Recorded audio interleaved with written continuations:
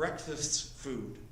Did you know, and I'm not making this up, attorney Anita Harrison filed a lawsuit last year on behalf of consumers living in Illinois to protect them from a dangerous misrepresentation from the Kellogg's company. According to the federal suit, the Kellogg's Corporation is guilty of misleading the public regarding strawberry Pop-Tarts. I did not know this. Strawberry Pop contain enough actual strawberries. I didn't know they had any strawberries in them, right? But strawberry Pop-Tarts violate the Illinois Consumer Fraud and Deceptive Business Practices Act. People are being deceived by the Pop-Tarts they're eating. And let's face it, deception and cleverly invented stories are all over the place. Particularly, again, in this time of war. Peter's saying he could not be surer, though, of what he's saying, because he saw it with his own eyes, and he heard it with his own ears.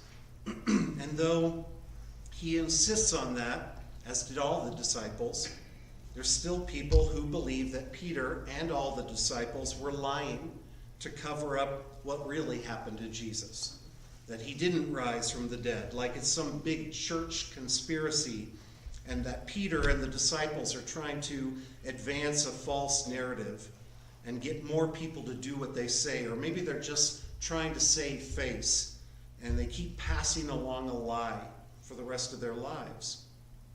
But really, logically, who do you know is willing to give their life? Charles Colson, one time special counsel to President Nixon, later the founder of Prison Fellowship. Before his death in 2012, he did an interview about his part in Watergate and the cover-up of Nixon's involvement. And Colson used that event to give his own response to the conspiracy theories about Jesus. He says, the Watergate cover-up held together for a grand total of 2 weeks. And then everybody started jumping ship to save themselves. Now, the people working closest to the president were facing, at a minimum, embarrassment and at a maximum, prison. But nobody's life was at stake. He says, but what about the disciples? Here's 12 powerless men, peasants really, facing not just embarrassment and political disgrace, but beatings and stonings and execution. One of the disciples insisted to their dying breaths that they had seen Jesus physically and bodily raised from the dead. If this were a lie or a cover-up, you would think that at least one of those guys would have cracked before being beheaded or stoned. Peter cracked under the intense interrogation of a 7-year-old girl on the eve of the crucifixion, but none of the disciples changed their story. Colson said, men will give their lives for something they believe to be true, but men will never give their lives for something they know to be false.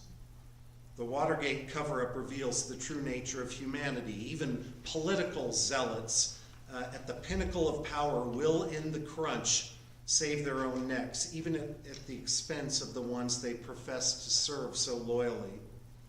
But the apostles couldn't deny Jesus. They had seen him face to face. They had touched him, and they knew he'd risen from the dead. Then Colson adds this. He died a little while ago. He says, take this from an expert in cover-ups, but nothing less than a resurrected Christ could have caused those men to maintain Christians around the world to remain faithful, despite prison, torture, and death.